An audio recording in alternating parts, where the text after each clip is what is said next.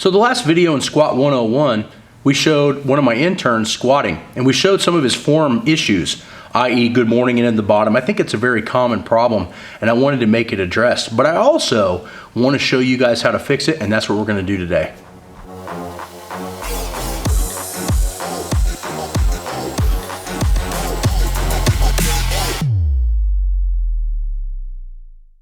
So the first thing that we want to do to fix the intern squat is we want to teach him how to keep vertical shank and keep the pressure on his heel. So as we saw in Squat 101, we wanted to come over the toe, we wanted to go forward, we wanted to lean forward. Well, some of that problem comes from lack of using hips and hamstrings. He's only trying to squat with the quad, and that's why you saw all the form breakdown in 101. So in 201, we're going to potentiate proper form. How we do that first starts with foot pressure. So what we're going to do is we're going to make sure he's got all his pressure on his heel, and he's on the outside of his foot. So he's going to show you normal, then he's going to show you what he does. Did you see that foot turn? That is where the foot pressure needs to be in order for us to fix it in 201. So what we're going to do is we're going to do the classic Wenning warm-up, 4 sets of 25. So the first thing Harvey's going to do in this set is he's going to do 25 squats with a vertical shin, kicking his ass back and keeping the pressure on his heels. Go.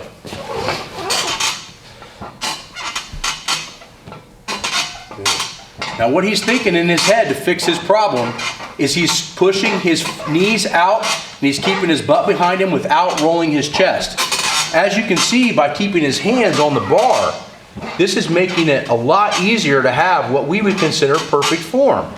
Now we know that as he takes his hands off this and puts the bar on his back, it's going to be more and more complicated. But if you're doing this motor pattern 100 times before you squat, what do you think happens to your motor pattern? It changes and evolves into something better. And that's what I like about this machine. We can evolve the motor pattern with lots of reps without the mileage on the spine. Good, stay on the heel, keep the foot pressure outward. Focus on the foot pressure. There, just like that. Everything is a dial of form. So not only is the Wenning warm-up, go ahead and get out of it. Not only is the Wenning warm-up more volume, it's more motor pattern recruitment. You're actually teaching the body and potentiating the body on the ways in which you want it to bend. Is this an absolute quick fix? No. But over the long haul, Harvey's squat will look very similar to what you just saw in the machine, and we'll try to show that in 301. But in 201, today, we're going to show you how we fix that technique. So we know from his years of use in the military that he's very quadricep dominant. His knees are very, very strong, and that's why everything he bends to, he wants to put it over on his knees or his lower back. A lot of that's from ruck marching, carrying heavy implements all the time. What we want to do is learn how to turn on his glutes. Now, we need to tie in the glute, hamstring, and lower back circuit right here. We need to get all this stuff firing and hard, because right now, when he squats, he wants to use all quad. So he's going to lean over, and he's going to straighten up. And what we're looking for is where he bends. And right now, you can see he wants to bend in this L, almost S-I area. So what we want to do is hold that straight and only bend at the hip. So we're going to hold that straight. Yeah, it's starting to look a little bit better now. What he needs to be focusing on is not just bending here, but actually just making his ass cheeks work as hard as they possibly can. So what we can tell is his lower back is very dominant in motor patterns, and he likes to stray away from glutes, which is very common in not only people in the military, but just the average person as well. The next thing we're going to look for is left to right imbalances. So we're going to look to see if his left vertical spinal erector or his right spinal erector is bigger or smaller. If he's got any kind of a tilt, looks to me like his right side's a little bit more dominant than his left. So that means the next couple of months when we squat, we're going to warm up the right glute. So we're going to do right-sided reverse hypers and things of that nature. And that should start helping it out. The next thing we're going to do is we always, I can't say always enough, balancing out the quadricep to hamstring ratio. Another reason why the intern wants to squat that way is because his hamstring to quadricep ratio strength is off. Once we get this in a better percentage, i.e. a little closer to 1-to-1 ratio, his squat technique is going to literally fix itself. So he's going to do 25 leg curls. Good, you can go a little bit faster than that. There you go. Nice and smooth. Now what we're doing is just trying to get these muscles here super strong. This is one of the isolated exercises. So the belt squat's working everything. The 45-degree back extension is working almost the entire posterior chain.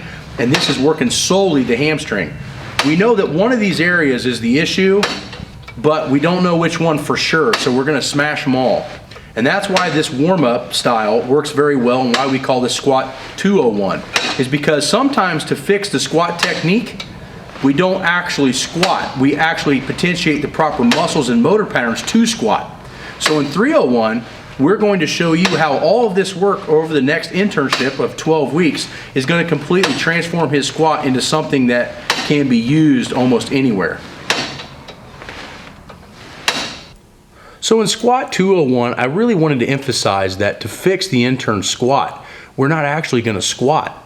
My point is, what I showed you was Wenning warm-ups in a controlled state with a belt squat, 45-degree back extension, and a hamstring curl. What we've done is isolated the potential weak muscle groups, and we've enhanced the motor pattern of the squat in a controlled state. As he does hundreds and hundreds and hundreds of these belt squats, his barbell squat technique will change, evolve, and get way better and stronger. The point is that a lot of people think that they need to practice the exact thing that they need to do to get better. And in some cases that's true, but in a lot of cases, sometimes some people are doing things wrong because they just don't have the right information beforehand. If I give the intern all the answers to the test I'm going to give him tomorrow to study, he's going to do a lot better on the test than if he doesn't know what he's getting himself into. And a lot of times that's squats for people, meaning that if you just throw somebody into a squat and they got a muscle imbalance, that muscle imbalance isn't going to be fixed by that compound movement. You need to isolate what's weak. So today I wanted to talk a little bit about training smart while aging, and I didn't think there was any better person to talk to than Stan Efferding.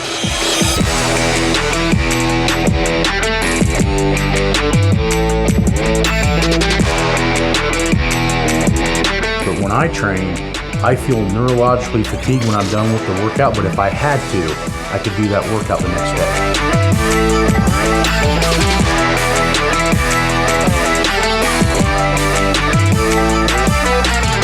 Tried some of this earlier, and it's absolutely crazy delicious. Yep. And this is a meal that I'll cook up in the morning, takes, while I'm preparing the kids for school, and then I'll make a couple extras. You're still going to be really strong when you're 65.